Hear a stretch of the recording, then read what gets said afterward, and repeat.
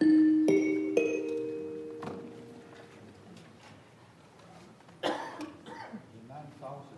916th meeting of the Security Council is called to order.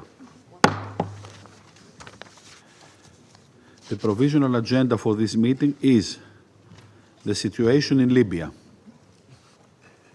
The agenda is adopted.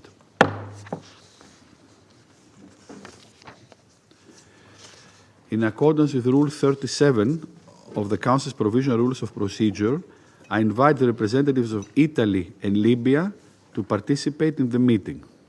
It is so decided.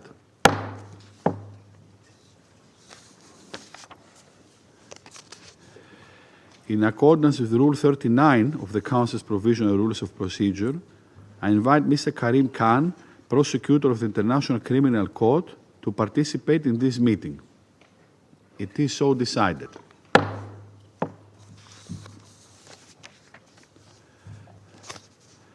The Security Council will now begin its consideration of item 2 of the agenda. And I now give the floor to the Prosecutor Karim Khan. Please. Welcome. Mr. President, thank you for the opportunity to brief the Security Council today. And please also allow me to begin by recognizing and expressing my thanks to His Excellency, the Permanent Representative of Libya to the United Nations for his attendance in New York, and of course also to the Permanent Representative of Italy. Mr. President, Excellencies, I am addressing you today following what can only be described as an unprecedented 6 months of dynamism in our work in the situation in Libya. As we have seen in recent days, we also come together clearly at a critical moment for Libya. There's significant conflict going on, combined with allegations of serious crimes in Libya that have again gripped Tripoli and other areas of the country. And there is no doubt that we have in this period been facing significant challenges. Challenges in cooperation, challenges in the political and security context in Libya, and attempts to impact the work of the court more broadly.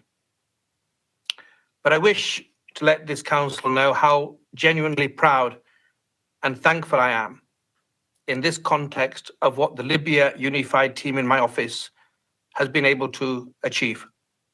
Some of the members are here in the room with me, and they have worked without tire, they've worked with focus, and they've worked building partnership with the affected communities, with civil societies, with the government of Libya, with all those that wish to join our collective work towards justice and against impunity. In the last 6 months, this progress has been reflected in the major step taken through the issuance of the first public arrest warrant with respect to crimes committed in detention facilities in Libya. This area of work has been a central priority for the office for a number of years, and it's one of the pillars of the renewed investigative strategy I outlined to the Council in my 23rd report. It is a line of inquiry that demands our collective action, given the gravity and scale of the crimes we allege are being committed right now in detention facilities in Libya. There is what can be described as a black box of suffering on the coast of the Mediterranean that nobody has wanted to open. A black box that contains the cries, the ongoing pain as we speak, of some of the most vulnerable people in both the west and the east of the country. Our investigations into these crimes have been methodical, they've been diligent, and they have drawn on multiple interconnecting sources of evidence based on our partnerships with many actors, including direct testimonial evidence from victims, from witnesses who've survived their times at these detention facilities, and in some cases, their family members as well. It includes forensic evidence of injuries that occurred in detention that were inflicted upon them whilst they were being detained. It includes direct video and audio evidence showing these crimes being committed, having been analysed and verified through the new technological systems we have put in place.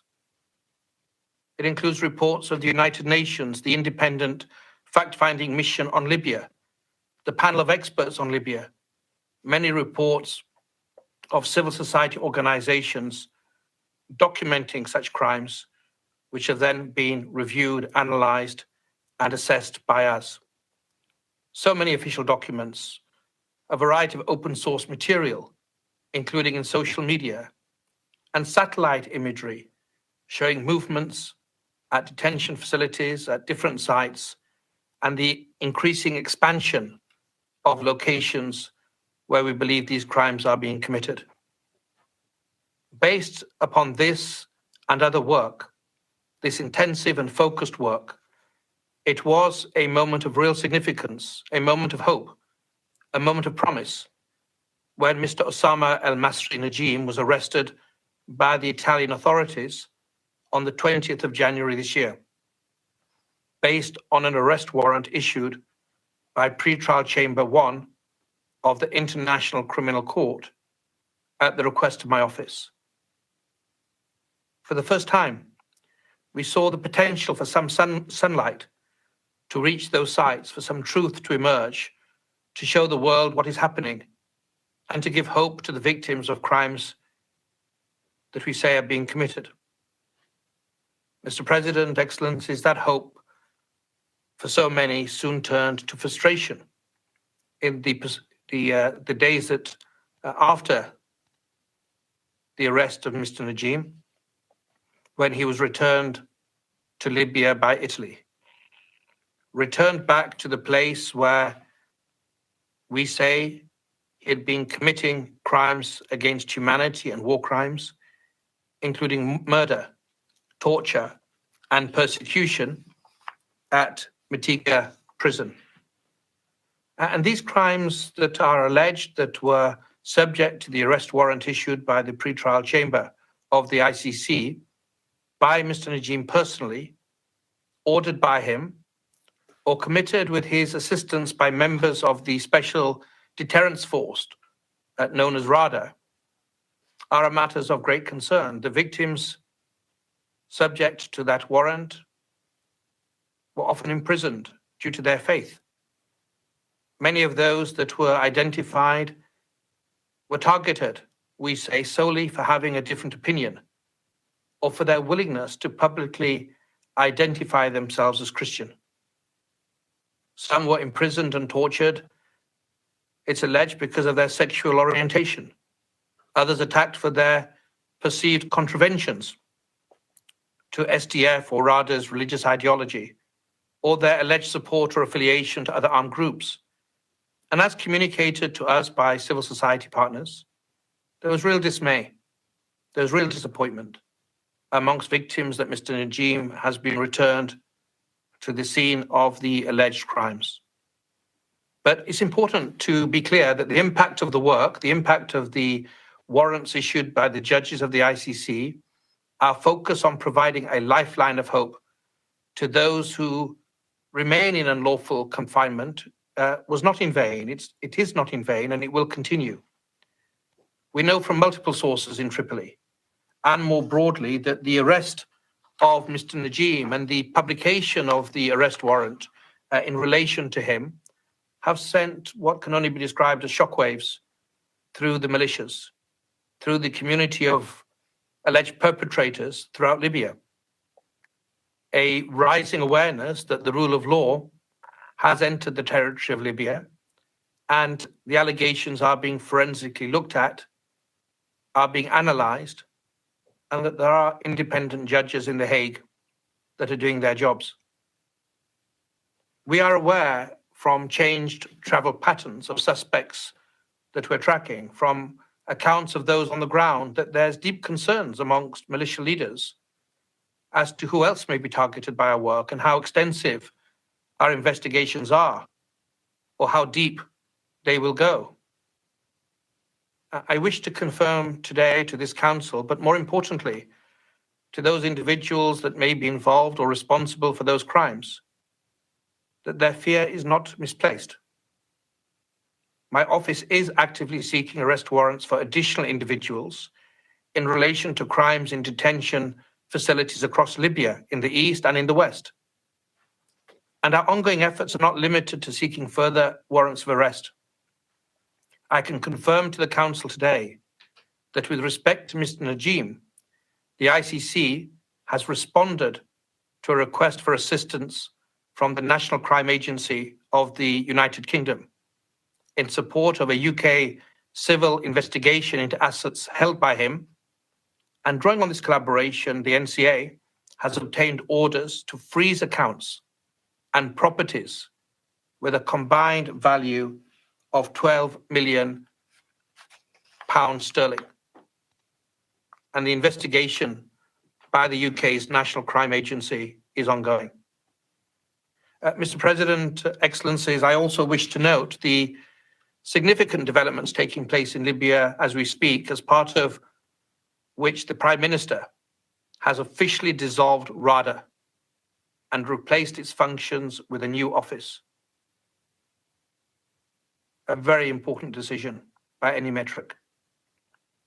As part of this action, we understand that Mr. Najim has been removed from his functions at the top of the Department of Operation and Judicial Security in the Judicial Police. This is an immensely positive development, and I welcome and applaud the action taken by the Prime Minister at this critical juncture for the people of Libya. And I encourage the Libyan authorities to now hand over Mr. Najim for transfer to the International Criminal Court so he can stand trial for the crimes that have been subject to the warrant issued by the pretrial chamber. Crimes against the Libyan people. And I particularly take this opportunity, Mr. President, to call upon the Attorney General of Libya, Mr. Al-Sadiq al-Sur, to arrest Mr. Najim and surrender him to the ICC. If a reminder were needed of the imperative of breaking down the wall of silence in relation to these crimes and of finally ridding Libya of the dark, pernicious power of its malicious forces, it came just a week ago on our screens that were seen by millions on social media and in the international media. Many of you, distinguished delegates of the Security Council, may recall seeing on your phones or on your televisions an image of a broken man with a chain around his neck, dust caked across his face, with the deepest fear in his eyes and a voice trembling as he was forced to make declarations against himself. That gentleman was Ibrahim al-Dirsi, a member of parliament in eastern Libya. And his alleged crime was that he dared to raise his voice for the people of Libya. He spoke up for the people, the values, the hope of a Libya where rights were there for everybody.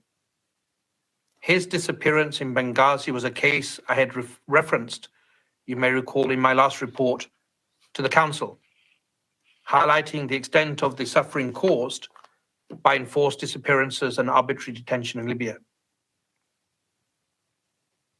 As I sit here, Mr. President, none of us know his fate. I don't. The videos show clear signs of torture having been inflicted upon him. My office has retained an expert to examine that video material based upon a request from the Libyan authorities themselves. And we can say that those videos, those images are authentic with a high degree of confidence. We are working further with the Libyan authorities. We're analysing additional videos documenting a variety of heinous crimes that we conclude are still taking place in Libya. The act taken to dissolve militias in Libya right now, in these circumstances, is historic. It's an opportunity to put a stop to these types of crimes. And it's my hope that through continued focus on crimes committed in detention facilities in Libya, through more arrest warrants either under seal or public, and through further cooperation with our Libyan partners, collectively, we will manage to break open this black box of suffering. It is essential that our focus on these crimes is now matched by cooperation of states in apprehending those responsible, and it's essential that all states meet their obligations under the Rome Statute under the Resolution 1970, adopted by this Council in 2011, so that together we can remove this sense of impunity that is fueling this cruelty. And in doing so, we can create more space, give more oxygen to good faith actors, to the people of Libya, to those that love Libya, regardless of their nationality, to improve governance and promote the respect for human rights as a foundation for a better future. This is the virtuous cycle of justice and good governance that I believe can represent one of the joint successes of our collaboration with the Security Council in accordance with Resolution 1970 that you passed in 2011.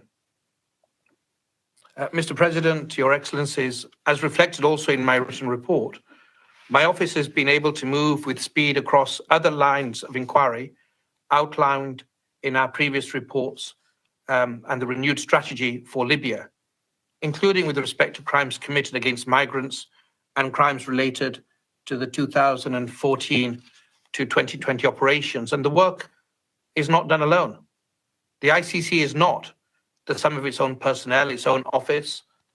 It's the product of this joint collaboration, this fusion, this bridge, joining together a variety of actors from states, from civil society, from different types of partnerships, working with a common will, a common belief, with courage to support the victims themselves. And the victims, critically, are at the heart of that. Their courage must be applauded, and their willingness to keep engaging with the office is something I also commend.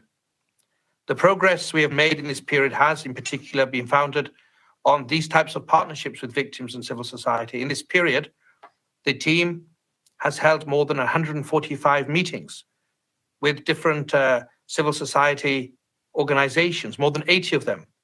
The team has participated in a second major meeting with 38 CSOs only recently. Not speaking at civil society, but listening to them and trying to find ways in which we can more effectively be a solid, reliable, and effective partner with them to make sure there's more justice and less impunity. And in those meetings, we've heard a full range of emotions, reflecting on the myriad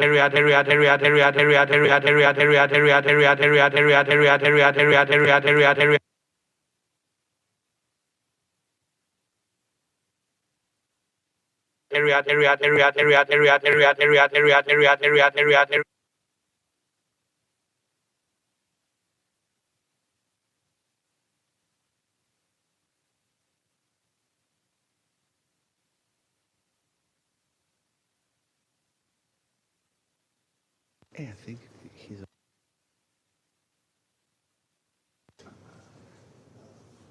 always checking now. There.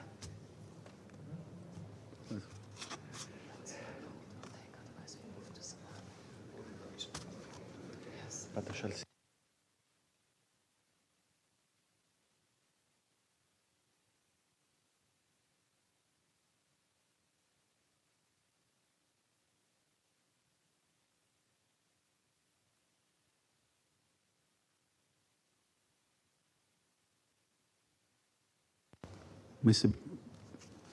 We can hear you, Mr. Prosecutor, if you can... Thank you, Mr. President. Well, try to continue. I was giving an overview of some of the range of emotions from civil society and victims over the last 6 months, but underpinning it all was real hope that based upon the collective action under the mandate provided by you to the court, we can build stronger foundations for a brighter future for Libya. And I was then moving to say that I have to admit that in the course of that discourse with civil society, there's some trepidation amongst them regarding the planned completion of the investigative phase of our work as outlined in this and previous reports. I do understand this concern and we are listening, but I'm also clear in my view. We must proceed at speed with our investigations and demonstrate every effort to move forward to fulfill the mandate provided by the Council to the Court. And pursuant to that imperative, I can confirm to the Council that investigations into a number of priority lines of inquiry, pursuant to the mandate you have provided us with, will be completed by the end of this year, with the remaining lines of inquiry, pursuant to the mandate of this Council, to be completed by the first quarter of 2026. This means that my office will fully complete the investigative phase of our work under this Council mandate before my first report in 2026. This reflects the significant progress we have made in recent years in the applications we have been able to make in this situation, including in relation to Tahuna and Mitiga Prison. Even after completion, work will continue to ensure that the office is trial ready once any of the existing arrest warrants are executed. We will continue to work with states and partners for the successful execution of existing arrest warrants and for trials at the court. Mr. President, Excellencies, in parallel with this focused work of delivering on the mandate, we've also had some significant and I believe truly positive developments with the engagement of the Government of Libya. Today, the Registrar of the International Criminal Court confirmed receipt of a declaration by Libya pursuant to Article 12.3 of the Rome Statute, accepting the exercise of the court's jurisdiction from 2011 until the end of 2027. This declaration received today represents a profound step to a renewed platform for collective action between the ICC and Libya in pursuit of justice. And I strongly welcome the courage, the leadership, and the decision by the Libyan authorities in lodging this declaration. Consistent with our established practice, my office will now review the declaration and will take further action in line with the Rome Statute. But I wish to note already today that I believe this step will allow us to move forward with our work on a new common basis of collegiality, of partnership towards the same goal of justice. And the commitment by the Government of Libya through the declaration really is something that we harnessed to build a better future and help drive Libya out of the difficulties that it has been struggling with for far too long. And while my office will continue to conclude its mandated activities under Security Council Resolution 1970, we'll also look to beginning a new chapter of action and investigations based upon this important step taken by Libya today. Partnership, communication, dialogue that has been a feature of the various reports that we've submitted over the last couple of years, the attempt of respectful dialogue and communication has borne fruit by way of this sovereign decision of Libya in lodging the declaration that I have referenced a moment ago. It also means that those who are committing crimes in Libya as we speak should be aware that there's not a gap between the Government of Libya and the ICC. The physical, geographical distance, the political environment is neutralized by this solidarity and this new partnership between Libya and the court to deliver justice for the people of Libya. I'm convinced that working together, we'll be able to deliver even more and ensure that those detention facilities subject to human trafficking, those who spent too long without justice, who've lost loved ones, they'll feel the impact of our work. And I wish to underscore, Mr. President, my debt of thanks to President Menfi and Prime Minister Deba for such strong leadership, such strong and courageous support to end impunity in Libya. Their decision actually is leadership in action. We stand ready to partner with them. We look to build further possibilities to open more bridges of communication for international crimes committed in Libya. And in doing so, I believe we will set a stronger foundation for peace and create further space for actors that have the best interests of Libya and her people at heart. While your action as a council has set this basis, I'm pleased that Libya and the office will continue to work together on this renewed basis for this important collective work that will ultimately vindicate your decision in Resolution 1970 that justice, peace and security are the God-given right of the people of Libya. Thank you so much. I thank Prosecutor Khan for his briefing, and I will now give the floor to those council members who wish to make statements. I give the floor to the permanent representative of Somalia. Thank you, Mr. President. We listened with great interest to the briefing of Prosecutor Khan, and we took a note on the 29th report of the International Criminal Court pursuant to Resolution 1970. I welcome the participation of Ambassador Tahir al-Sunni, Permanent Representative of Libya, and Permanent Representative of Italy in today's meeting. Justice and accountability remain central to fostering peace and stability in Libya, and transitional justice is vital for achieving national reconciliation and lasting peace. In that context, I would like to make the following points. First, strengthening the national justice institutions must remain a priority, empowering the Libyan authorities to lead this process. An environment that builds the capacity of Libyan institutions to administer justice is essential for a sustainable peace. Second, existing legal frameworks should be reinforced and, where appropriate, adapted to respond to evolving circumstances. Approaches to justice in Libya are most effective when rooted in Libyan efforts and aspirations. Third, Libyan leadership in addressing justice must take precedence, supported by a regional and African mechanism. As the process advances, the Council should remain vigilant about the role of external factors and observe these dynamics with transparency, ensuring that Libyan solutions guide the path forward. Mr. President, cooperation between Libyan authorities and the International Criminal Court, as outlined in the Security Council Resolution 1970 of 2011, is encouraging and can foster accountability while respecting the complementarity and national sovereignty. The situation requires sustained attention and support for Libyan-led initiatives toward justice and peace.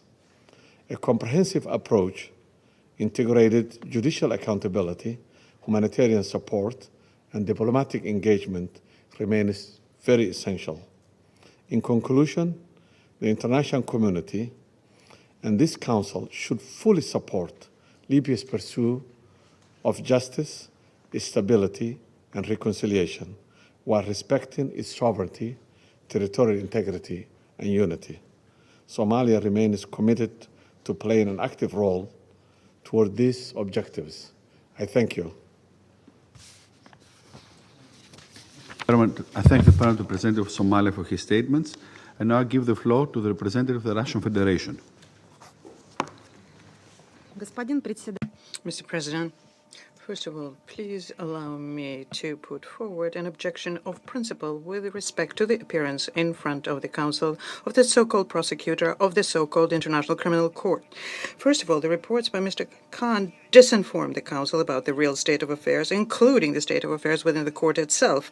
Secondly, the court continues a slow-paced investigations of accusations against Mr. Khan, accusing him of sexual offenses. As we stated earlier, in such a situation, situation, Mr. Khan's activity should be suspended and he cannot appear in front of the Council.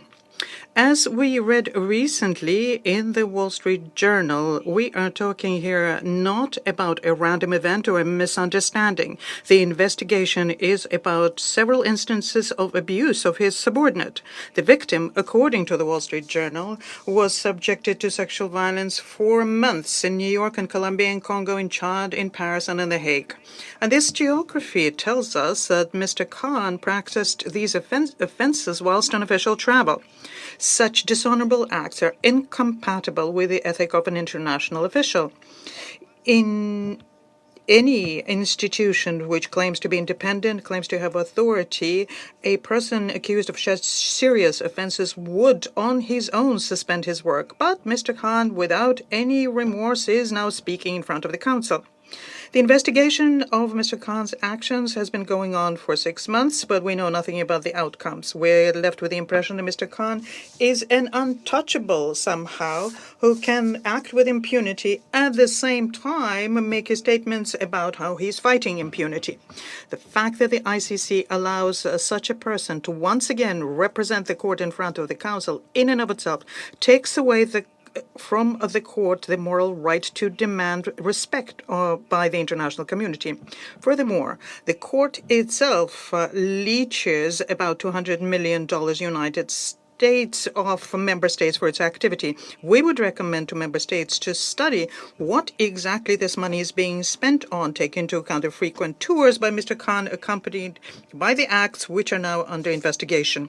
If the colossal infusions by the Europeans into a body can follow certain logic because the ICC is serving their interests, but we do not understand why developing countries are to pay for the hegemonic ambitions of a narrow circle of Western countries.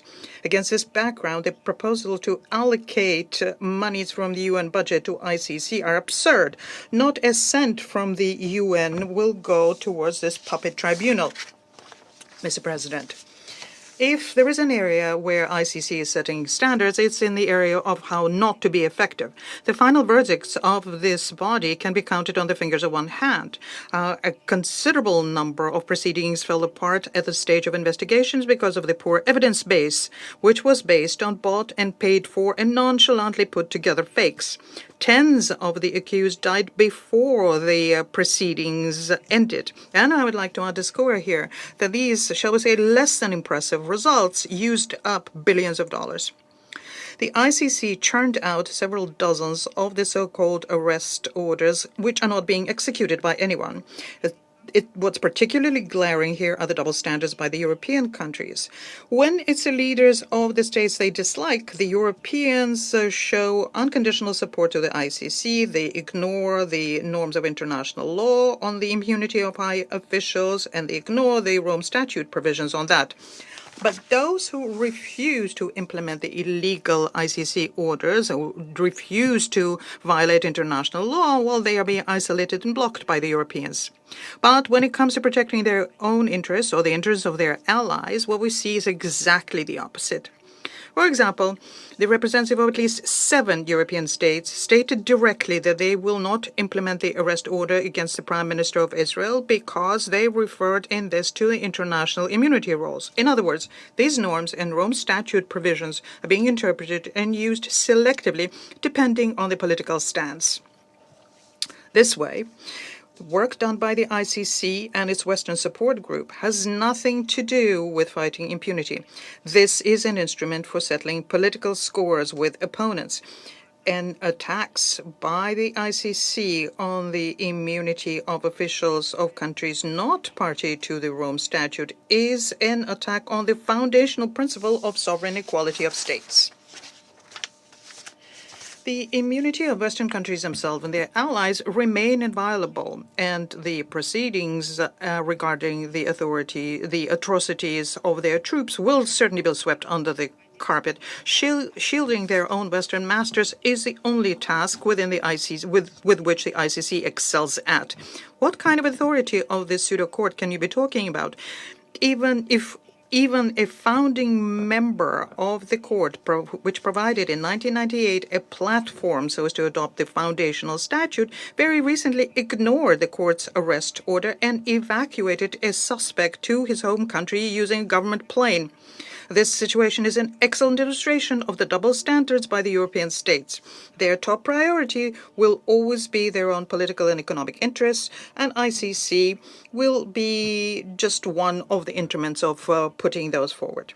Mr. President, ICC is using the Security Council to advertise its so-called accomplishments.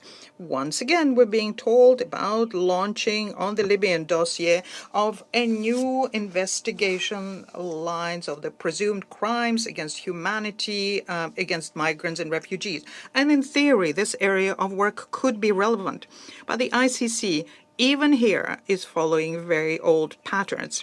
The flows of illegal immigration and the death of tens of thousands of people in the Mediterranean and elsewhere are a result of what the West was doing, which destroyed Libya because of the NATO aggression. Hundreds of thousands of people who lived in a stable state overnight lost everything and became plunged in a nightmare of devastation and civil war.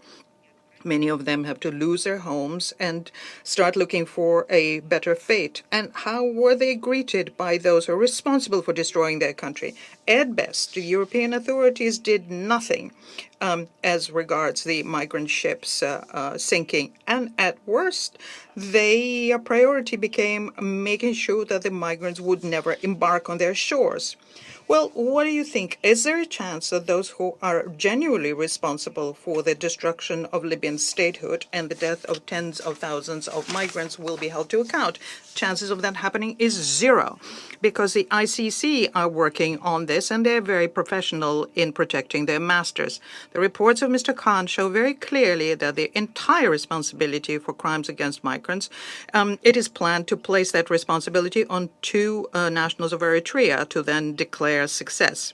Instead of investigating what is being done by European states and the European Border Agency Frontex, which is accused of crimes against humanity with respect to migrants by the European human rights advocates. Instead of doing that, ICC decided to collude with them. The prosecutor became part of the joint investigative group created on the basis of Eurojust, which includes in its members the guilty parties themselves. And the outcome is predictable. No one will be held accountable. The so-called justice is being done by the Europeans following a geography principle. And the same criteria is being used to determine the value of human life. And this shows us the worst examples of neocolonial practices. We also noticed the information in the report telling us that the ICC is actively working with other organizations and bodies, including the United Nations Support Mission in Libya. And we would like to underscore here that the mission does not have the mandate to assist the court. And we hope that the new leadership of the mission will stop contacts with the ICC, will follow the position of the Secretary General, where he says the ICC and UN are separate organizations, and we will monitor this point. Mr. President, since the moment the Security Council referred the situation in Libya to the ICC in 2011, since that time, more than 14 years have passed. During that time, the ICC not only showed zero progress, but actually showed their institutional ineptitude. Not a single one of the accused on the Libya dossier was brought to account. Some were killed, others are in hiding, and third ones are released. The involvement of ICC in Libyan political processes undermines sovereign efforts for national reconciliation. What they do worsens internal tension and conflicts, creates additional rifts, and undermines trust amongst political forces. ICC, with claims to universality, in actual fact became an instrument of the collective West to exert political pressure on the countries out of favor. Its continued presence in Libya only impedes the political settlement here. Therefore, we think that it's necessary for the UN Security Council to withdraw as soon as possible the Libyan dossier as well as the Darfur dossier from the ICC so as not to impede a consensus-based political process for all of the healthy public and political forces in the country. I thank you. I thank the representative of the Russian Federation for her statement. I now give the floor to the parent representative of Panama. Gracias. Thank you, President. We'd like to thank the Prosecutor of the International Criminal Court, Mr. Karim Khan, for his updates. And we would like to recognize the presence of the permanent representatives of Libya and Italy that have honored us with participation in this meeting. I'd like to begin by expressing concern with regard to the recent escalation of violence and tensions in Tripoli, in particular, reports on civilian victims. We would urgently call for a definitive cessation of hostilities for the parties to the conflict and guarantee for the protection of civilians. Panama recognizes the work of the International Criminal Court and the Office of the Prosecutor in implementing mandates conferred by this Council in Resolution 1970 of 2011 in the context of the situation in Libya. The recent report of the Court describes relevant steps in efforts to combat impunity for crimes committed on Libyan territory. Although we recognize that progress has been slow and that it has taken time to see concrete results in these cases, we understand the complexity of working in contexts of instability, operational limitations, and a lack of full cooperation on the part of certain key actors. Panama has taken careful note of the developing investigations underway in the efforts of the Office of the Prosecutor to consolidate evidence, to interact with civil society organizations, and to work together with national authorities in various jurisdictions. These efforts reflect a commitment to the strengthening of judicial processes and an approach which is sensitive to the victims and survivors of these crimes. At the same time, the ongoing challenges, in particular those related to the serving of arrest warrants, clearly show the need to strengthen the mechanisms for cooperation between states and the court. As a state party to the Rome Statute, it is Panama's duty to reiterate our support for the independence, impartiality, and integrity of the International Criminal Court, because we are convinced that accountability is an indispensable component of justice. This is why we question any coercive measure or sanctions against the court which constitute an impediment to its mandate and the investigations which it is currently undertaking. Crimes should not go unpunished, and the victims have the right to know the truth, to access justice mechanisms and receive reparations for the harm caused. These principles are essential for the rebuilding of institutions and for reconciliation, particularly in the context of prolonged violence. With regard to the human rights situation in Libya, we are concerned to see the persistent accusations of sexual violence, particularly those affecting women, girls, and migrants, and the need for them to receive international protection. Although we recognize the challenges facing the country, we urge a strengthening of protection measures and for progress to be made toward the establishment of a solid and stable rule of law. In this regard, we underscore the importance of effective cooperation between national, regional, and international actors, as well as the complementary role played by civil society organizations and multilateral mechanisms in the strengthening of the national judicial system. Panama would like to encourage the international community to maintain its technical and political support that is necessary for the strengthening of Libyan institutions to ensure their independence and move towards transitional justice with an approach that is focused on human rights and the sustainability of institutions. Mr. President, we are convinced that there can be no lasting peace without effective accountability mechanisms, and commitment to justice is what should guide all of our efforts. Panama will continue to promote respect for international law and support initiatives aimed at rooting out impunity that will lead to stable conditions for the Libyan people. Thank you very much. I thank the permanent representative of Panama for his statements, and now I give the floor to the representative of the United Kingdom. Thank you, Mr. President. I welcome the distinguished representatives of Italy and Libya to today's Council meeting. Let me also thank the Prosecutor and his team, both for the presentation of their latest report and for the briefing to the Council today.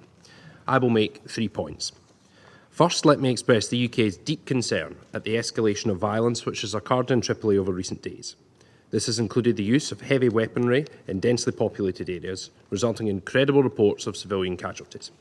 This most recent escalation underscores the urgent need for a credible, UN-facilitated political process that can deliver lasting peace, stability and security for the Libyan people. We welcome recent reports that the Libyan parties have agreed on a ceasefire, and we urge that it be fully and unconditionally respected. Secondly, we welcome the continued progress made by the Office of the Prosecutor during this reporting period. We note, for example, the 20 additional missions undertaken by the Office of the Prosecutor over recent months, and especially welcome the increased engagement with civil society organisations described in the briefing today. The unsealing of the arrest warrant against Osama al-Masri Najim represents a further positive step, further strengthening the Office's work in relation to crimes allegedly committed in detention facilities in Libya. As mentioned in the briefing today, the national authorities in the UK engaged closely with the court in relation to this matter, including freezing Mr Najim's bank accounts in the United Kingdom. We were pleased to read in the report of some positive steps taken by the authorities in Libya over recent months. This includes the arrest of a number of perpetrators of crimes allegedly committed in Tarhuna, at least 2 of whom remain subject to ICC arrest warrants. However, we also note that the Office of the Prosecutor has requested further assistance, both in order to gain access to investigative files and to assist with the surrender of suspects.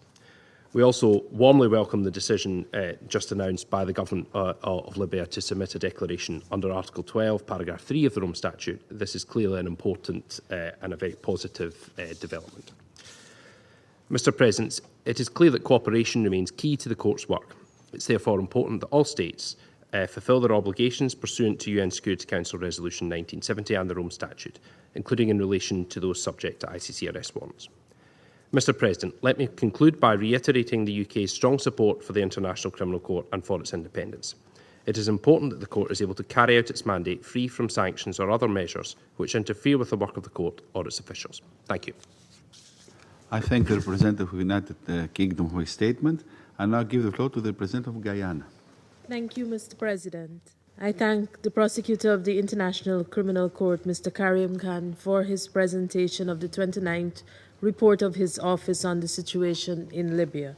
I also welcome the participation of the permanent representatives of Libya and Italy in today's meeting. At the outset, I express Guyana's deep concern at the escalation of violence in Tripoli over the past few days. We call for urgent de-escalation and for the parties to engage in dialogue. Mr. President, Guyana commends the progress made by the Office of the Prosecutor during the reporting period in accelerating investigative activities across the key lines of inquiry in line with the Office's renewed strategy for Libya. The issuance of the arrest warrant by the ICC for Osama al-Masri Najim for the alleged war crimes and crimes against humanity committed in Mitiga prison was a significant step toward holding perpetrators to account and seeking justice for the victims in Libya. We look forward to the arrest warrant being executed.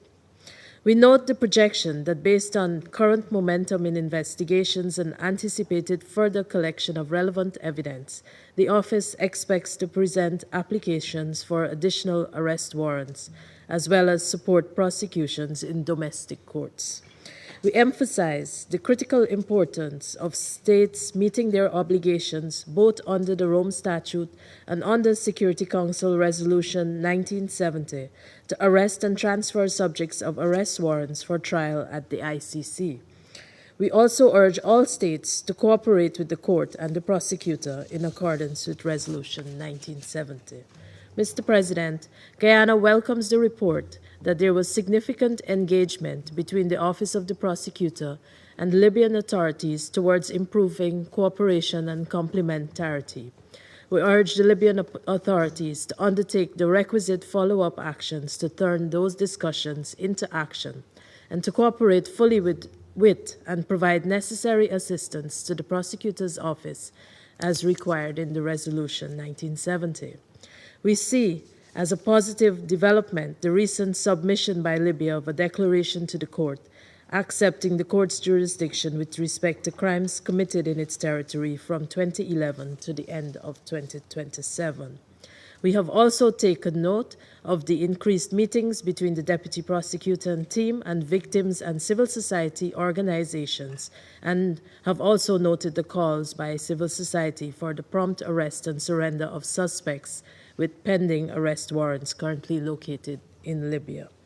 Mr. President, Guyana commends the Office of the Prosecutor and the Libyan Unified Team for diligently working to fulfill the mandate of the Security Council, despite challenges and a complex political landscape.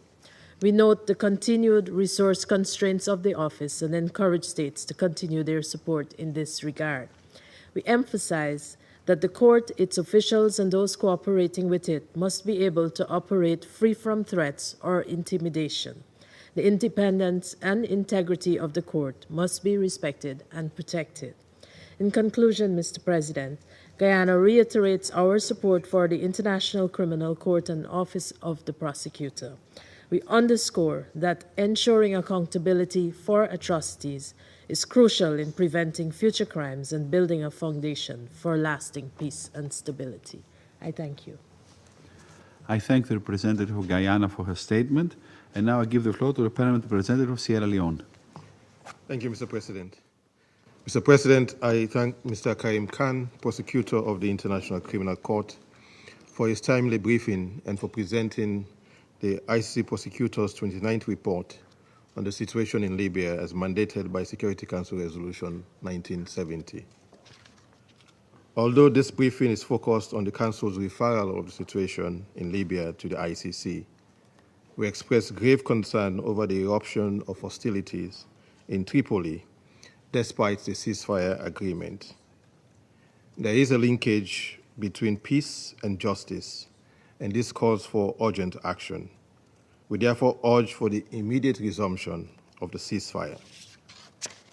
Sierra Leone commends the prosecutor and his office for their unwavering commitment to accountability and for the diligent effort undertaken over the past 6 months, particularly with respect to the situation in Libya, in line with the Rome Statute and Resolution 1970. Sierra Leone regrets that Prosecutor Karim Khan could not be physically present to brief the Council, owing to the non-issuance of a visa by the host country. As a permanent member of the Council and a party to the UN host country agreement, the host state bears a particular responsibility to facilitate the participation of invited UN officials and mandated representatives of institutions established under multilateral treaties. The denial of access to such critical engagement undermines the effective functioning of this Council, sets a troubling precedent for multilateral cooperation, and threatens the impartial application of international justice. It is essential that we collectively guard against the erosion of international law, and we affirm that all member states, including host states, must uphold their legal obligations in good faith. As a state party to the Rome Statute, Sierra Leone remains committed to safeguarding the ICC, its personnel, and all individuals cooperating with the court from any form of threat or intimidation. Attacks on the court or its officials constitute an attack on the rule of law and the international community's shared commitment to justice. Such attacks and unilateral sanctions and other threats against court officials and those assisting them are deeply concerning. Such measures hinder cooperation, endanger staff, and obstruct the impartial discharge of the court's mandate. We remain gravely alarmed by all acts of intimidation or hostility directed towards the court and emphasize the need for collective international support to safeguard its independence, impartiality, and credibility. Mr. President, turning to today's meeting, we welcome the participation of the permanent representatives of Libya and Italy in this meeting. Sierra Leone remains convinced that accountability for atrocity crimes not only protects civilians in armed conflict, but also deters future violations and provides a foundation for sustainable peace. We therefore welcome the progress made on the 4 priority lines of inquiry in the Libyan investigation and the key principles outlined by the prosecutor for renewed action. On the prosecutor's 29th report, Sierra Leone would like to highlight 5 points. First, we welcome the renewed pace of investigative activity. The unsealing of the arrest warrant for Mr. Osama El-Masri Najim, alleged to have overseen grave abuses in Mitiga prison, marks the court's first warrant focused on crimes committed in detention facilities in Libya. This action sends a powerful signal to the victims that are suffering. This action sends a powerful signal to the victims that their suffering is neither forgotten nor beyond the reach of justice. Similar progress, such as the unsealing of 6 arrest warrants related to the crimes in Tahuna, is also acknowledged. These steps are vital to the objective of completing investigative activities by the end of 2025, with a possible extension into early 2026 for the filing of additional warrants. Second, accountability requires state cooperation and enforcement. We emphasize that every member state has a duty, either under the Rome Statute and/or Resolution 1970, to arrest and surrender suspects without delay. The decision to return Mr. Najim to Libya, despite the outstanding warrant, is concerning and has understandably caused dismay among victims' communities. When suspects of atrocity crimes walk free, confidence in justice and the rule of law is gravely eroded. We urge all member states to fully cooperate in tracking suspects, preserving evidence, and supporting the court's work. Third, we commend the growing engagement between the Office of the Prosecutor and victims, civil society, and affected communities. As briefed, more than 145 meetings with 80 organizations were held during this period, and Deputy Prosecutor's dialogue with 38 groups is shaping a mechanism for structured engagement. Such direct outreach improves investigations and ensures they are responsive to the experiences of victims. We support continued psychosocial assistance for witnesses and broader community-based collaboration. Fourth, Sierra Leone welcomes the progress made towards concluding the investigative phase by the end of 2025 in line with the roadmap set out in the prosecutor's 27th report. To realize this goal, the office must be equipped with adequate and predictable resources. We support the request for additional staffing at the Assembly of State Parties and encourage secondment of national experts. Investing in accountability today brings justice closer tomorrow. Fifth, Sierra Leone continues to affirm that states bear the primary responsibility to ensure justice and accountability for their citizens. Where national systems face limitations, international cooperation and support should be welcome. In this context, we affirm our support for the people of Libya as they pursue justice and accountability as part of a broader peace process. Mr. President, as the court transitions from investigation to trial, complementarity will rely on robust cooperation with Libyan judicial authorities. Challenges persist due to unexecuted warrants and restricted access to key evidence. We call on the Libyan authorities to fulfill their obligations under Resolution 1970, including granting timely access and integrating the required standards within their courts. We commend ongoing joint investigative efforts into crimes against migrants and encourage deeper cooperation among the ICC, Libyan prosecutors, and neighboring states and relevant UN entities. Furthermore, we call on Council members, regional organizations, and international partners to strengthen support for security, logistics, and witness protection to ensure safe and effective investigative operations. We encourage follow-up actions when states fall short of their legal responsibilities.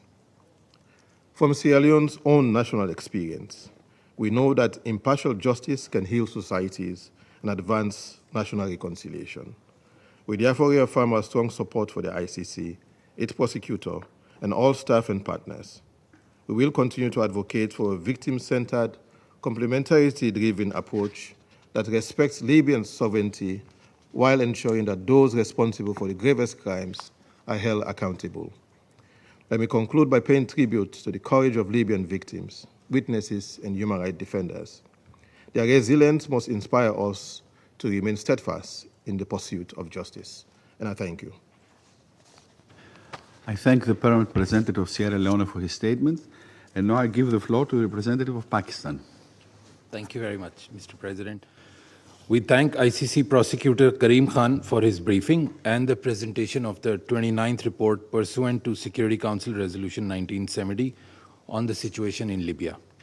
We welcome the participation of the permanent representatives of Libya and Italy in today's meeting.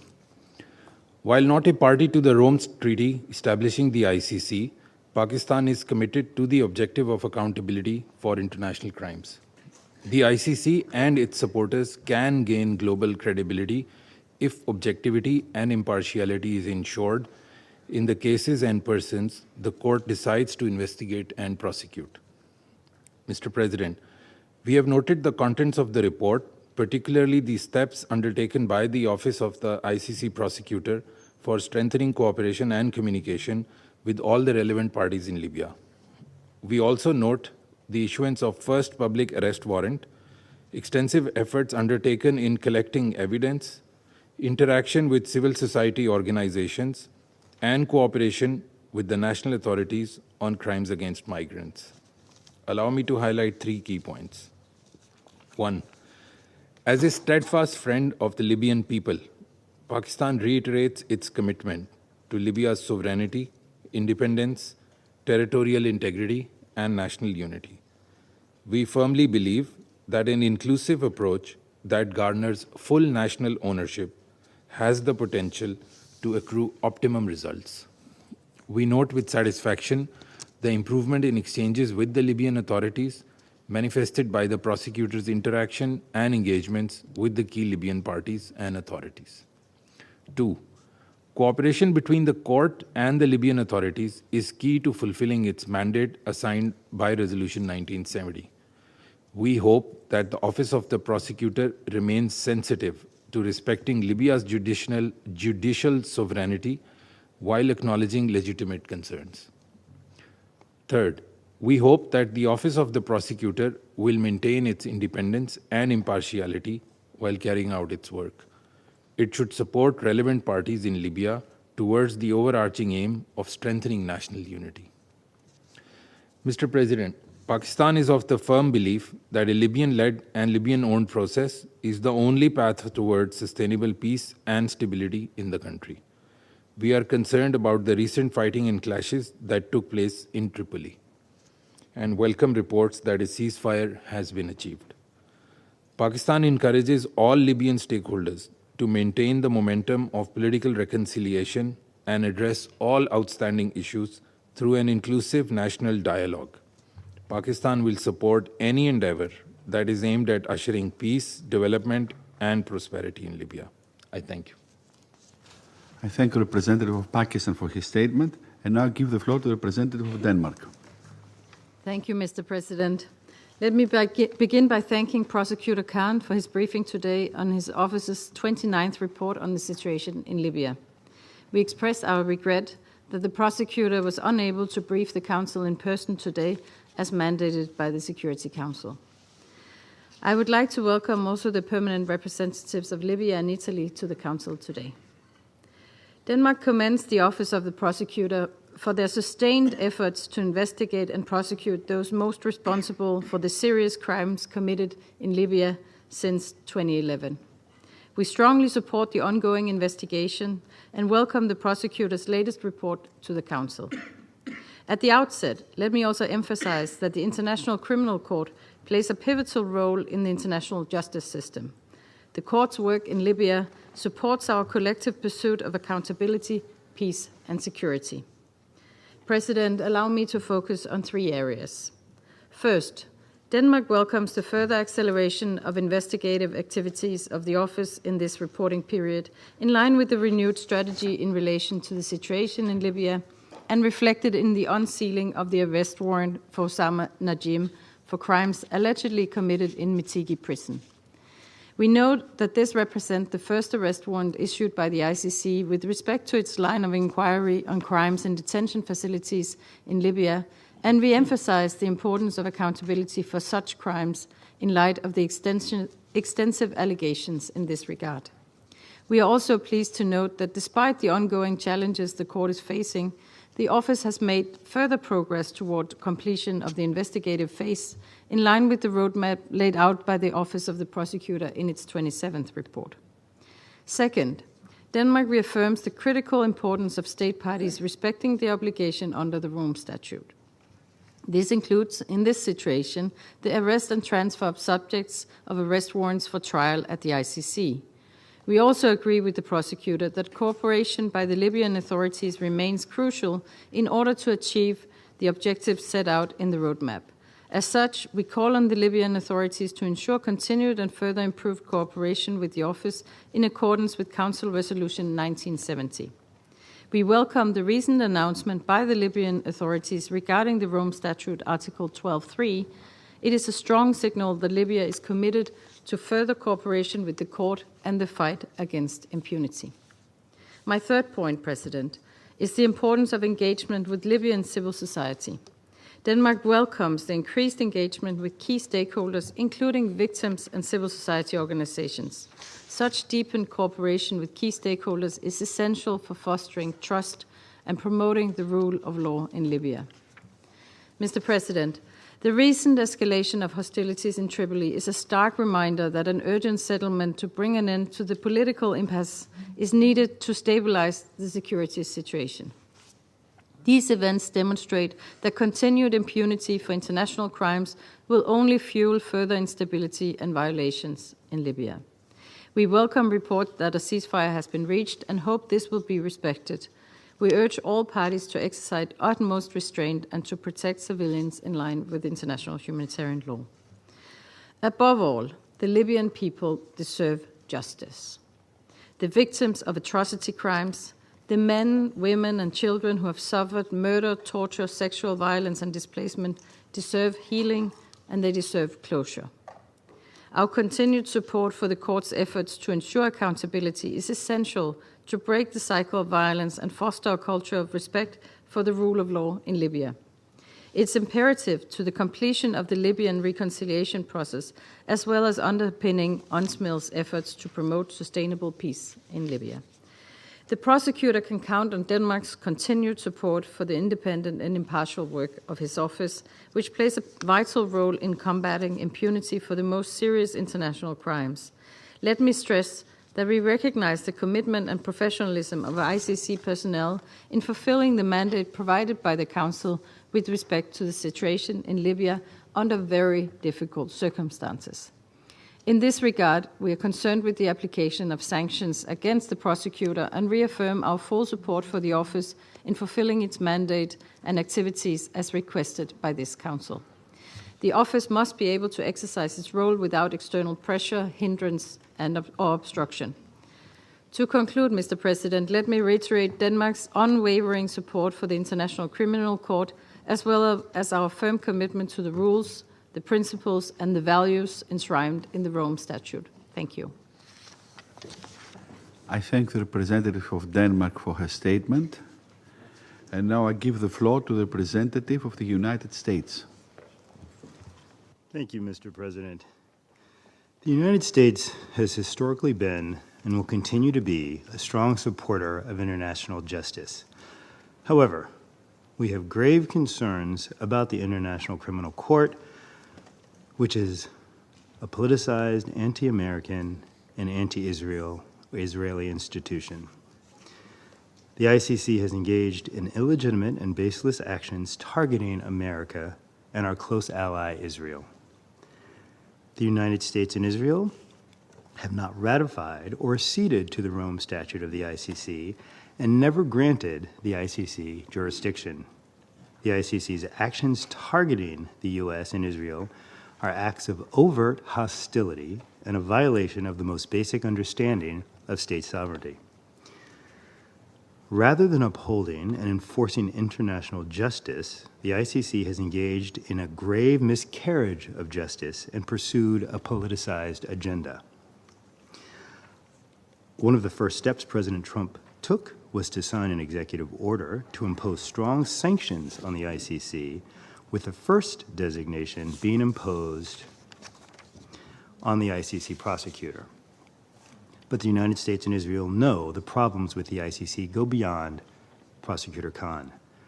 As the EO details, the ICC has a long list of illegitimate actions, abused its power against both countries, sets a dangerous precedent, endangers the safety and security of our citizens, and violates our sovereignty. The EO is clear. The United States will impose tangible and significant consequences on those responsible for the ICC's transgressions. President Trump has made clear the ICC's actions against the U.S. and Israel constitute an unusual and extraordinary threat to the national security and foreign policy of the United States. Make no mistake, we will vigorously use our sanctions tools against those who have pursued and facilitated ICC actions against America and our allies, including Israel. Turning now to Libya, ending political instability and ensuring accountability in Libya will help reduce ongoing violence and the power of armed groups, which are responsible for many of the most serious human rights abuses in the country. We call on Libyan authorities to ensure former senior officials of the Gaddafi regime face justice. The Libyan authorities need to implement stronger witness protection, provide increased psychosocial support during trials, and remove restrictions on civil society, which is vital for justice. The United States praises civil society and human rights defenders in Libya and underlines that restricting their freedom of expression, including through arbitrary arrest and detention, is unacceptable. It is necessary to confront past wrongs by breaking the cycle of impunity in Libya and empowering its people for a peaceful, prosperous future. Regrettably, the results after 14 years of investigations have not brought the accountability that the people of Libya deserve. And with that, I thank you, Mr. President. I thank the representative of the United States for his statement. Now I give the floor to the representative of Algeria. Thank you, Mr. President. We've listened carefully to the briefing submitted by the public prosecutor of ICC, and we took note of his 29th report regarding progress achieved since November 2024 in relation with the situation in Libya. We welcome the participation of the permanent representative of Libya and the permanent representative of Italy in our meeting today. We meet today, and our eyes follow with great concern the situation in Libya, following the renewal of armed clashes in Tripoli and the resulting loss of lives and wasting of assets and resources of this brotherly country.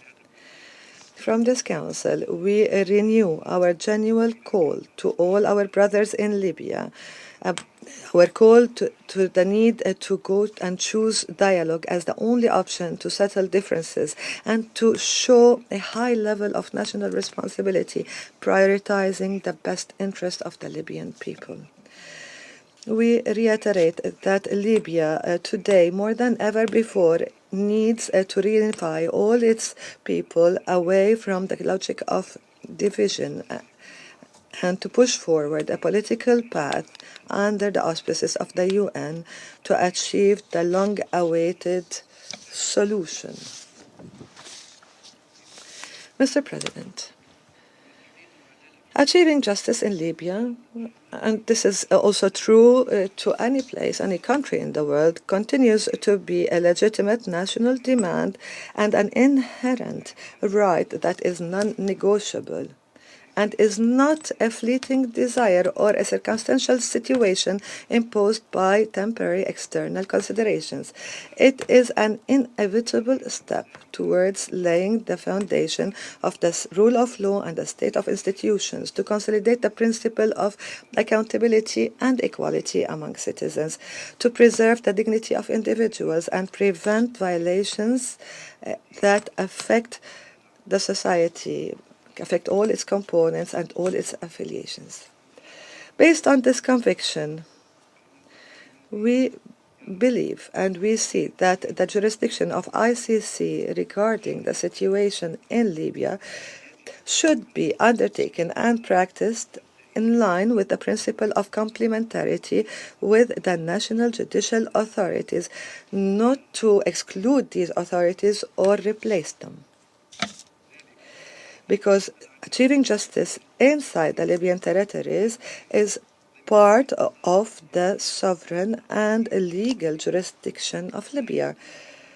This requires focusing the efforts on enhancing collaboration and coordination between the Libyan judicial authorities that have the inherent jurisdiction and between ICC to ensure investigation in all crimes and violations and secure fair and transparent trials of the defendants.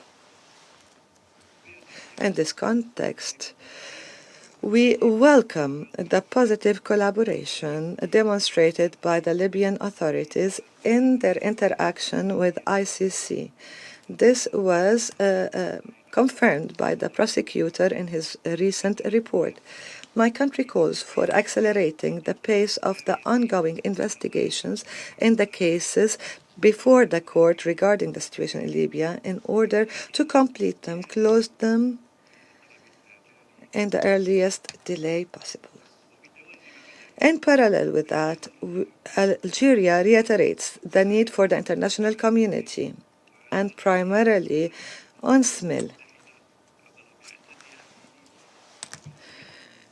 that the international community and UNSMIL primarily should shoulder responsibility in supporting the justice sector in Libya by intensifying training programs, transfer of knowledge and expertise to allow this sector to fulfill its duties effectively as the original and inherent mandate holder and competent party.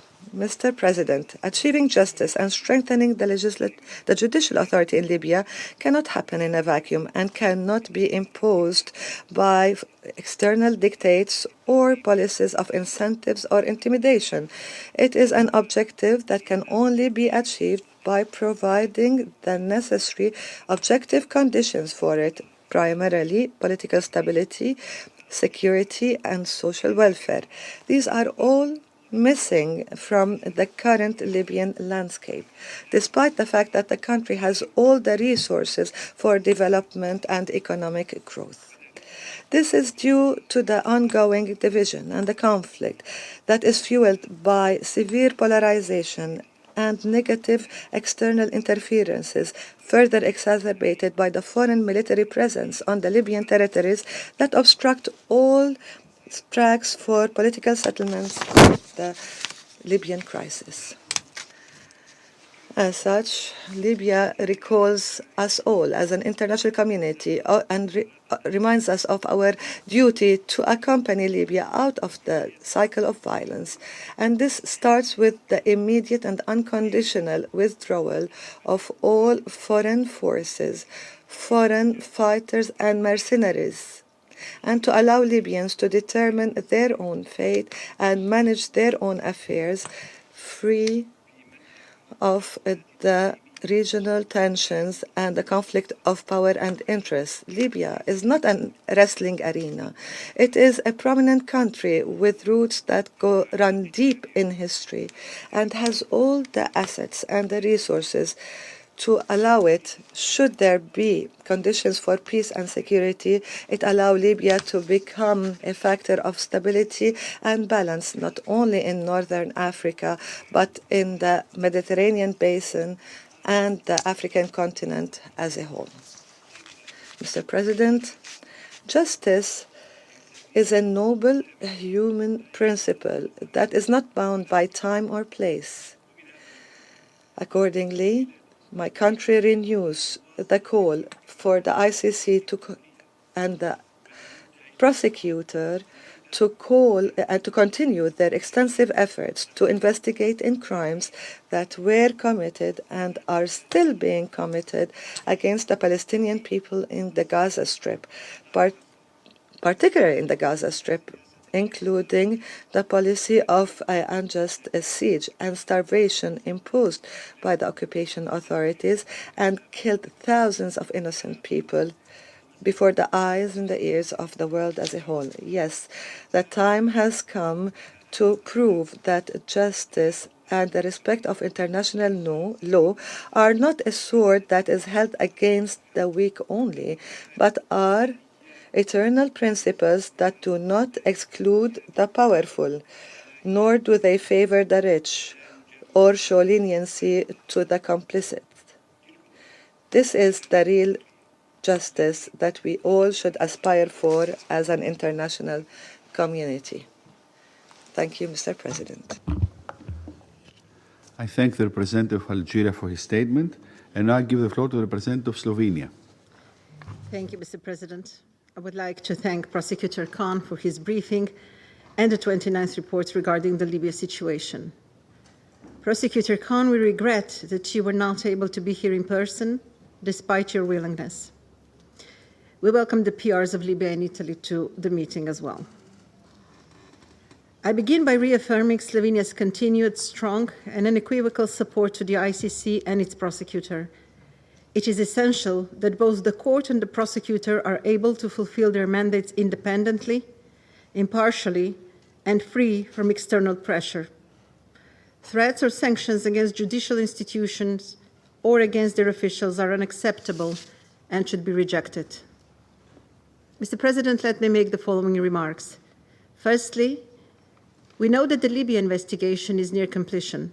We welcome the further significant progress made, especially with regard to detention facilities, which has resulted in unsealing of the arrest warrant issued for Mr. Najim for crimes allegedly committed in Mitiga prison. However, we strongly regret that despite this warrant, Mr. Najim has since been able to return to Libya. This prompts the question of what message is sent to both victims and perpetrators. Secondly, we welcome the continued and enhanced engagement of the Office of the Prosecutor with victims' associations and civil society. A victim-centered approach and sustained dialogue with survivors are extremely important for both Libyans and migrants who have suffered the most atrocious crimes. The right to justice and redress must remain at the heart of international efforts.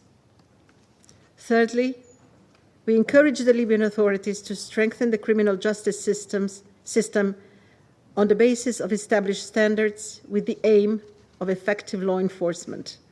We urge them to continue and strengthen their cooperation with the prosecutor in accordance with the Resolution 1970.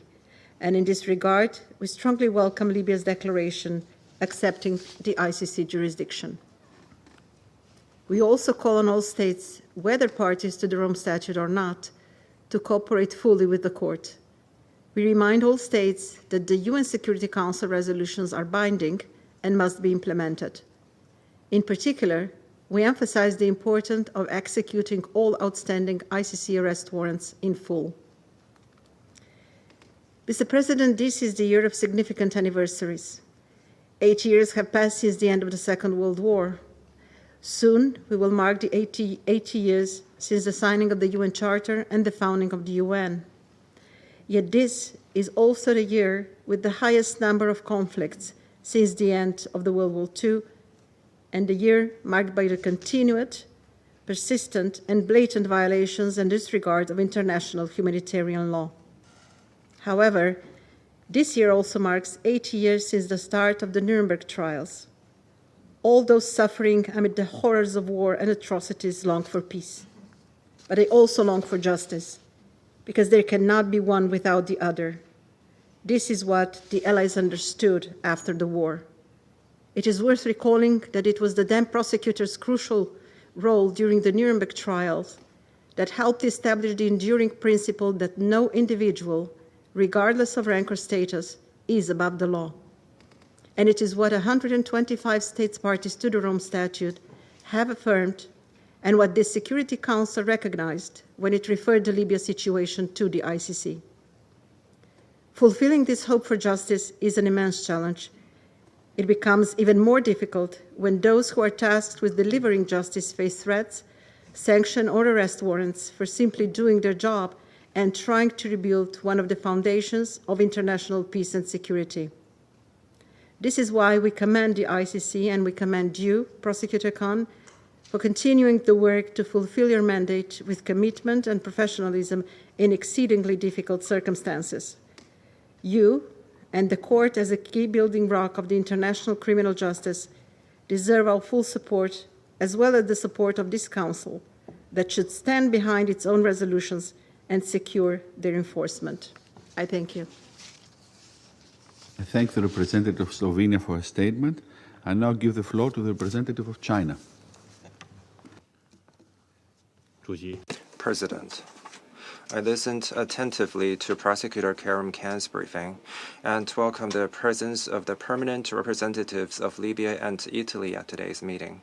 China has taken note of the 29th report submitted by the prosecutor, particularly the relevant developments contained therein. In light of the report and the current situation in Libya, I'd like to make the following 3 points. First, the International Criminal Court should step up its cooperation with Libya. China acknowledges the reference in the prosecutor's report that Libyan high-level officials and civil society, among others, have maintained communication and promoted cooperation with the prosecutor's office.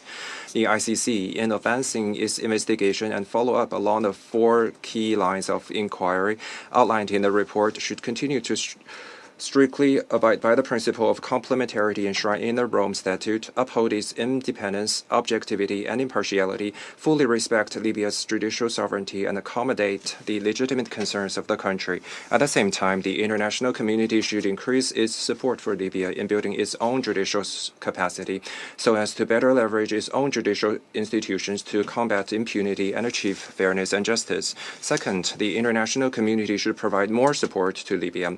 In the face of the current slow progress in the country's political process, the international community should respect Libya's independence, sovereignty, and territorial integrity, and leadership, adhere to the principle of Libyan leadership and ownership, support all parties in Libya in rebuilding political mutual trust through dialogue and consultation towards the early establishment of unified national institutions. The ICC's work in this regard should help facilitate the political process in Libya instead of creating new antagonism and obstacles. Third, China's position on the ICC has been consistent and clear. China supports punishing the most serious international crimes and thereby maintaining international peace and security. In dealing with all international and regional hotspot issues, the ICC should apply international law equally and avoid double standards and exceptionalism. President, China has closely followed the conflict that broke out in the Libyan capital Tripoli in recent days. We welcome the announcement of ceasefire by relevant party. China calls on all parties to remain calm and restrained, avoid further escalation in the situation, resolve differences through dialogue and consultation, and jointly maintain the overall peace and stability. I thank you, President. I thank the representative of China for his statement. And now give the floor to the representative of the Republic of Korea. Thank you, Mr. President. I also thank the Prosecutor Khan for his briefing on this situation in Libya. I also welcome the permanent representative of Libya and Italy to this meeting. Let me begin by expressing our deep concern over the recent significant outbreak of violences over the past few days in Tripoli. We urge all parties to refrain from hostilities and de-escalate tensions, fully respecting the international humanitarian law to protect civilians. The persistence of such instability raises concerns that it may not only pose grave threat to political and security landscape, but also impede ICC's investigation undertaken pursuant to the Security Council Resolution 1970. The court's effort to deliver justice must not be hindered under any circumstances. In this regard, I'd like to highlight the following points. First, we underscore the importance of the sustained efforts to fulfill obligations of the cooperation under Article 86 of the Rome Statute and Security Council Resolution 1970. During the reporting period, court took an important step by issuing an arrest warrant for Mr. Njib. However, the court has continued faced serious challenges in securing cooperation. In this regard, we welcome the prosecutor's report that the Prime Minister of Libya has taken concrete actions regarding Mr. Njib. We look forward to seeing him brought before the court without delay. We believe this will send a positive message to the victims. We also hope that the pledges made by the Libyan authorities during last year's high-level meeting with the prosecutor can be translated into tangible outcomes. While we recognize the difficult conditions on the ground, timely cooperation is essential to advancing investigations. In this regard, we welcome the news that Libya's acceptance of the ICC jurisdiction from 2011 to 2027. We hope that Libyan authorities fulfill their obligations to cooperate, including executing arrest warrants and granting access to relevant investigation files. Second, we commend the prosecutor's office for deepening its engagement with the civil society and victims groups and encourage ongoing efforts in this regard. Its extensive engagement with the 80 different groups and the provision of medical and psychological support reflect a strong commitment to victim-oriented approach. At the same time, we remain deeply concerned about the mounting restrictions and threats against the civil society actors in Libya. We stress the importance of ensuring the safety and independence of the civil society and human rights defenders, as these are essential conditions for restoring of justice through a victim-centered approach. In closing, Mr. President, we recall Prosecutor Khan's remarks that the situation cannot be a never-ending story. Victims deserve a conclusion that delivers justice and reaffirm our strong support for the ICC to uphold accountability in Libya. I thank you. I thank the representative of the Republic of Korea for his statement, and now I give the floor to the representative of France. Mr. President, I would like to thank Prosecutor Khan for introducing his 29th report submitted to the Security Council in accordance with Resolution 1970. Mr. President, I have 4 comments. Firstly, it is for good reason that the Security Council unanimously referred the situation in Libya to the prosecutor of the ICC in 2011, and those reasons remain valid today.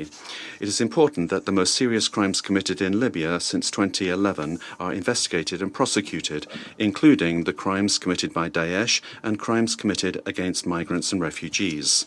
This is the mission of the court, the only international permanent criminal jurisdiction with universal vocation to render justice to the victims of the most serious crimes. It is in all of our interests that the authors of these crimes are effectively prosecuted and sentenced. Secondly,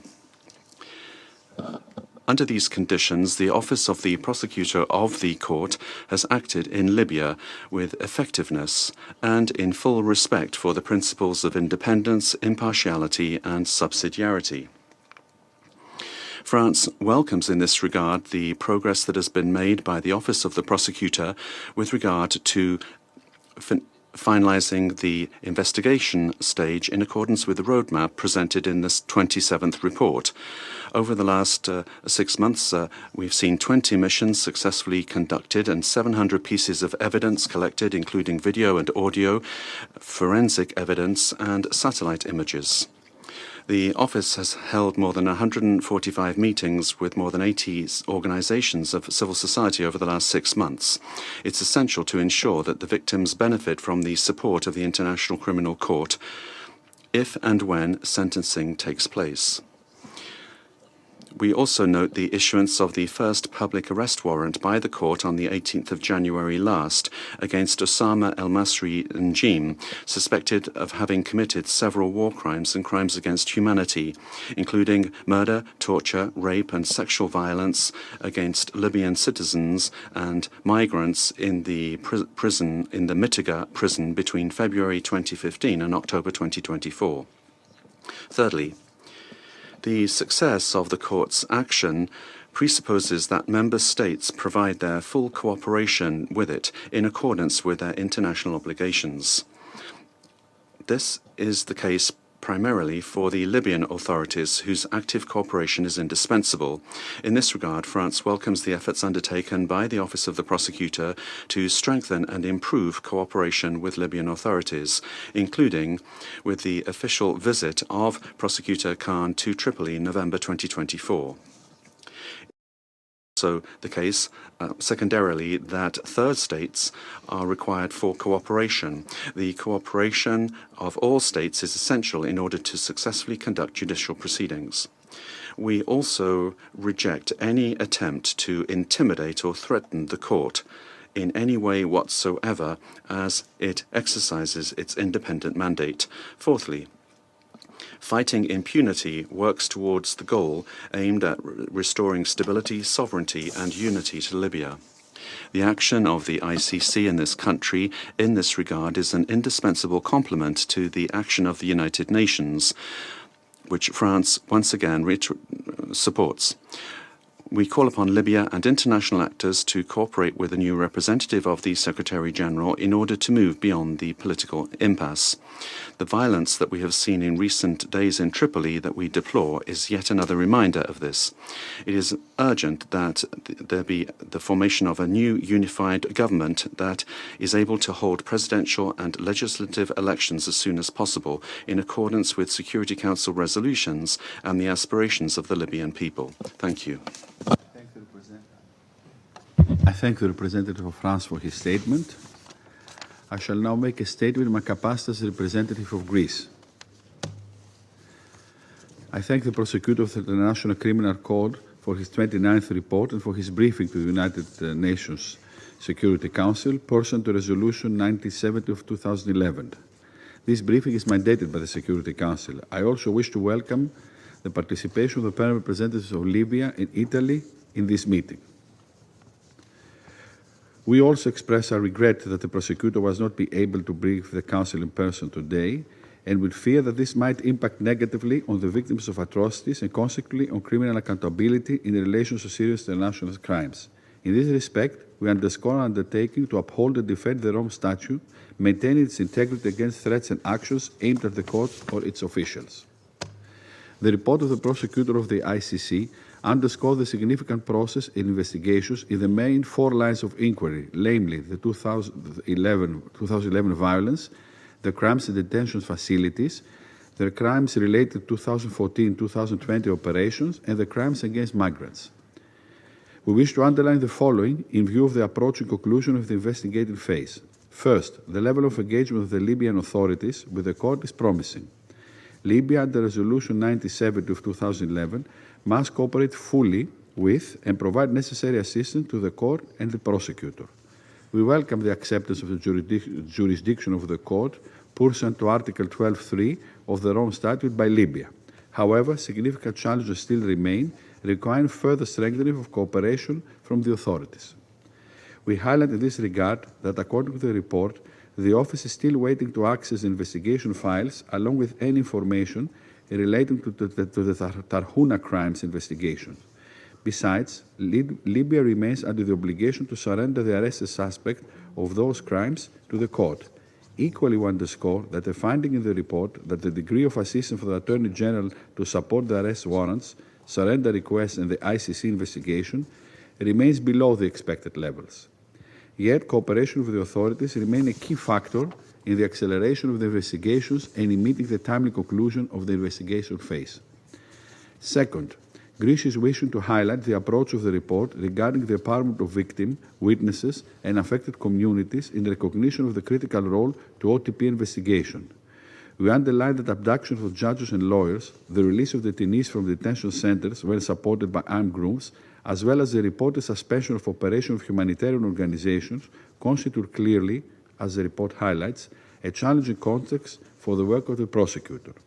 Third, we wish to reiterate, alongside with the report, the obligation of state parties to the Rome Statute, as well as those stemming from Resolution 1979 of 2011. The Niem arrest warrant is one such case with significant impacts, namely on Libya, as underlined also in the report. The critical importance of cooperation with the court is equally highlighted in proceedings held in third states relating to crimes against migrants regarding human smuggling, hostage-taking, extortion and torture. More importantly, cooperation with the OTP is critical, in particular in the collection of forensic evidence by state authorities in and outside Libya, and more generally by states, including Libya and neighboring states, to support the development of additional cases. To conclude, cooperation of the Libyan authorities, and in particular faster response to the request from the Office of the Prosecutor, remains a key element to further accelerate the investigation. And this in order to reach a conclusion of the investigation phase and set the basis for successful prosecution and trials. I thank you.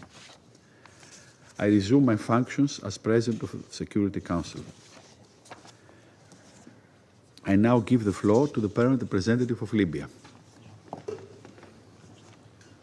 سيد الرئيس في البداية أتوجه Mr. President, at the very beginning of my statement, I would like to thank you for having convened this meeting. I also would like to thank Mr. Karim Khan. I thank you for his presentation. And we took note of the 29th report on the situation in Libya. Mr. President, before taking the floor and speaking to the topic of this meeting, please allow me to refer to the particularly tragic events which took place in the capital in Tripoli recently. These events could be surprising to some of you, but in actual fact, there's nothing surprising about them. Despite all of the attempts to arrive at calm and stability in my country, unfortunately, these events were nonetheless predictable. Why is that? Because the political solution, the comprehensive political solution, is still not there. We still do not have a horizon of solutions for the Libyans. This is not something that happened yesterday. This has been going on for years.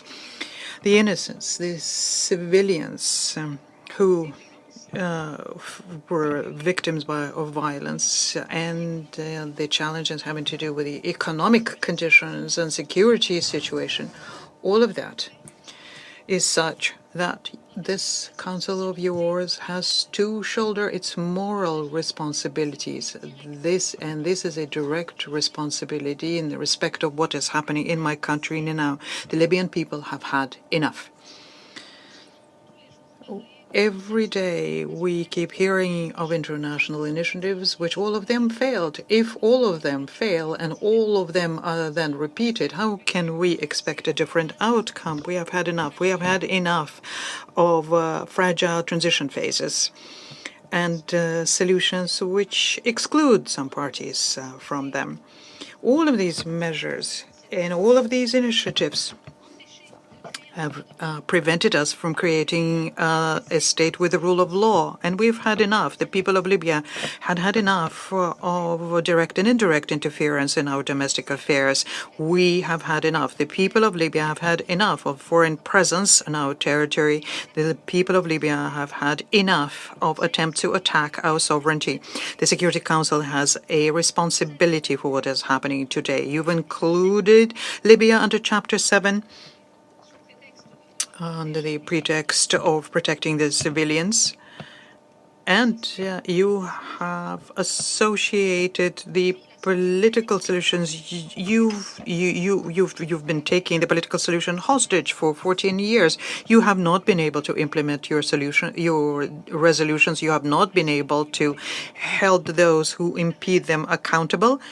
And you did not take into account the national will and the national initiatives in Libya so as to arrive at a solution which would be Libyan-owned.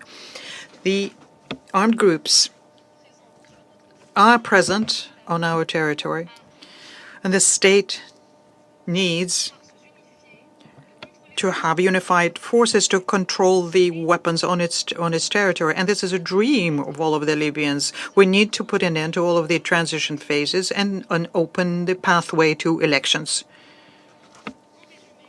To sum up, What you are doing today is an attempt to try and manage the crisis rather than resolve the crisis.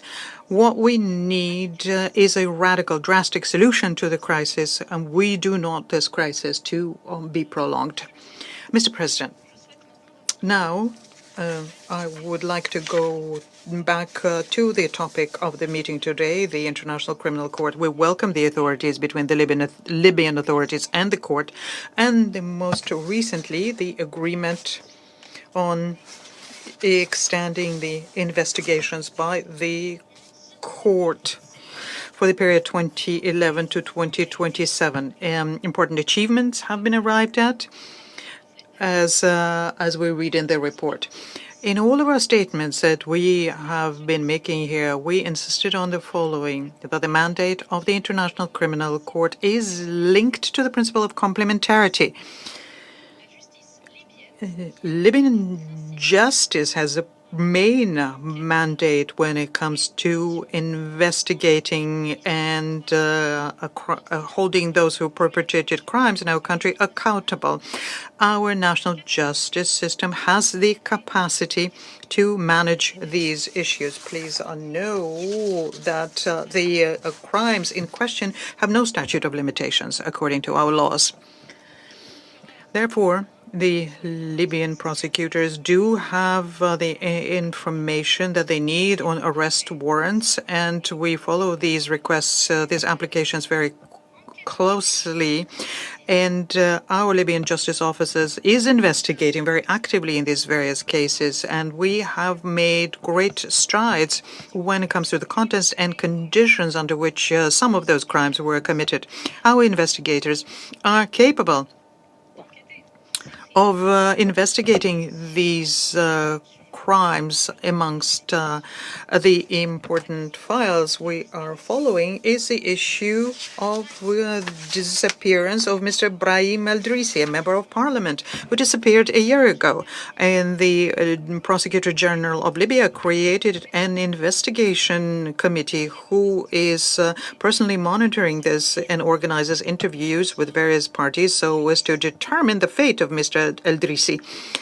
All the more so since the video recordings have been seen by everyone. We have seen this person who had been tortured, and this has impacted the Libyans very much. This was a particularly undignified scene. He was tied up in a way that was perfectly medieval. Other kidnappings also had taken place. Ms. Siham Sergewa, also a member of parliament, she has disappeared. And this is something that worries everyone in Libya. On the basis of the principles of complementarity, we insist on the need for cooperation with the investigative committee, local investigating committee, with the international one.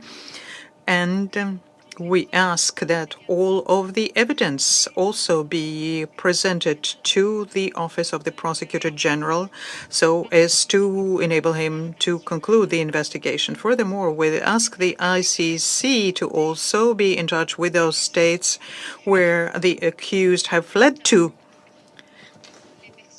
in particular with those people who are related to the crimes committed in Tarhuna, which resulted in the discovery of common graves.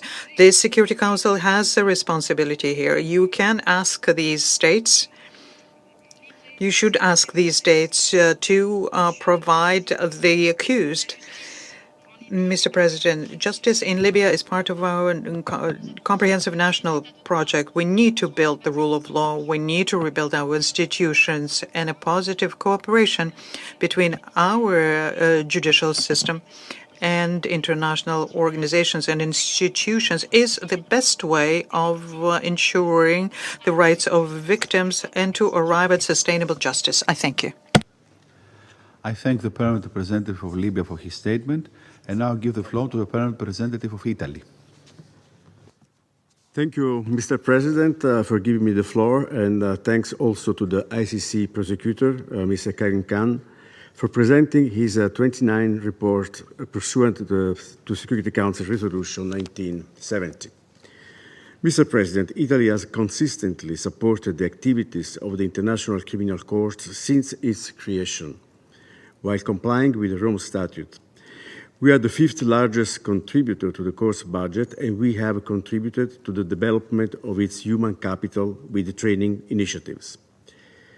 The standing of the Court before the international community and its value as an organ in the field of international criminal law can increase as the Court strengthens its professionalism and effectiveness, while maintaining its integrity and independence, unaffected by political considerations.